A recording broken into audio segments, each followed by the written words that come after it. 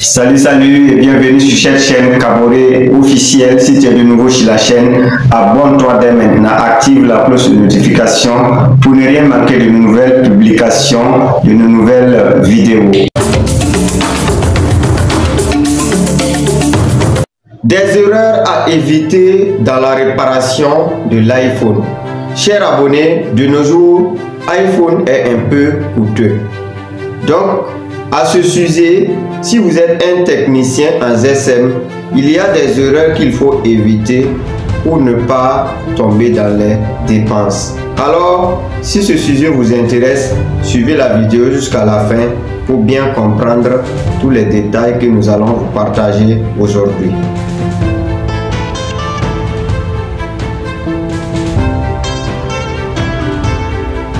Erreur numéro 1.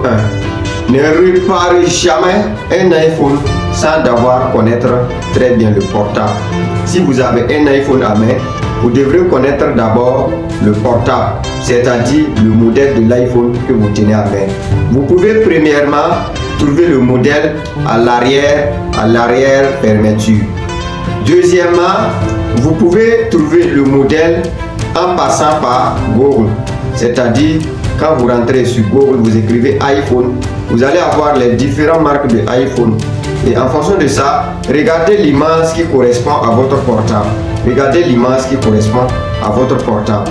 Et vous allez pouvoir connaître s'il s'agit de quel iPhone. Donc c'est la première des choses qu'il faut faire.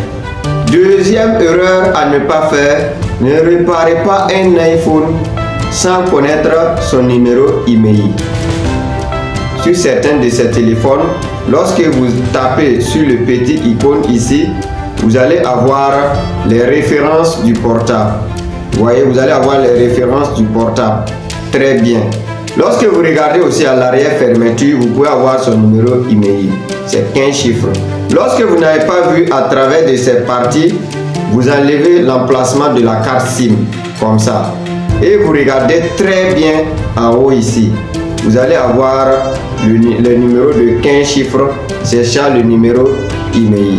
Parce que votre travail va marcher ou pas, ça va se baser sur les points que je vous ai déjà cités. Lorsque vous avez retenu toutes ces grandes étapes que j'ai déjà citées, maintenant la réparation peut se baser de deux côtés. Il se peut que c'est la réparation hard, qui est la partie matérielle, ou du moins la réparation soft, qui est la partie logicielle.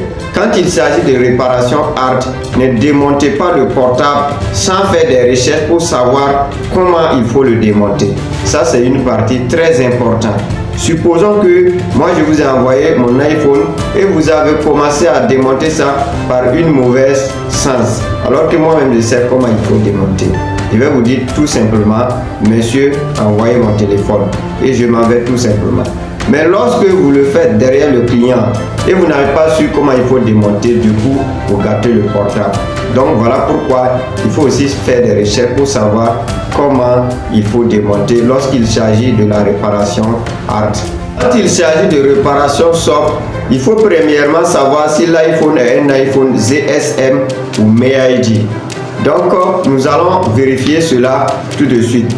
Comme je vous le disais, lorsque vous tapez sur l'icône que je vous ai déjà présentée, vous allez voir si l'iPhone est écrit en haut SN, ce qui veut dire que c'est GSM. Mais si c'est écrit MID, ce qui veut dire que c'est un iPhone MIUI. Donc vous devrez chercher à savoir s'il est de GSM ou bien s'il est de MIUI. Seconde partie, vous devrez chercher à savoir s'il a un compte iCloud ou pas. Parce que supposons quelqu'un qui a oublié son mot de passe, vous déverrouillez le mot de passe et vous voyez qu'il y a un compte iCloud, c'est-à-dire le travail va encore prolonger.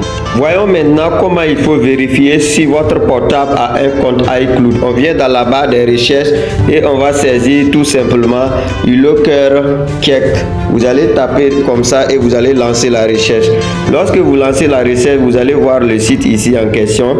Je mettrai le lien en commentaire. Donc lorsque vous tapez sur le site, vous allez atterrir en bas ici et vous allez chercher les 15 chiffres, c'est-à-dire le numéro email de votre téléphone portable. Donc, par exemple, moi j'ai saisi comme ça, je vais taper sur vérifier. Lorsque vous tapez sur vérifier, le site va vérifier le portable à travers du numéro IMEI. Il va vous afficher toutes les caractéristiques du portable, ce qui vous permettra en première position de savoir à quelle manière vous devrez maintenant débloquer le téléphone portable. Donc du coup, cela aussi dépend à la fiabilité de votre connexion. Si votre connexion est fiable, c'est-à-dire la vérification serait de façon instantanée. Vous pouvez remarquer, moi j'ai déjà terminé la vérification et vous voyez ici certains mots sont en anglais. Si vous voulez traduire, vous venez ici et vous descendez en bas, vous tapez sur traduction. Lorsque vous tapez sur traduction, c'est-à-dire on va essayer de vous traduire tous les mots en français. Donc lorsque vous avez parcouru maintenant toutes ces étapes, c'est là maintenant on peut aller sur l'ordinateur et utiliser des logiciels pour faire des déblocages ou de faire d'autres réparations. Donc je vous invite de vous abonner, restez auprès pour suivre attentivement toutes les astuces que nous mettons. Nous allons vous communiquer de temps en temps des meilleures méthodes pour travailler sur les iPhones. Merci.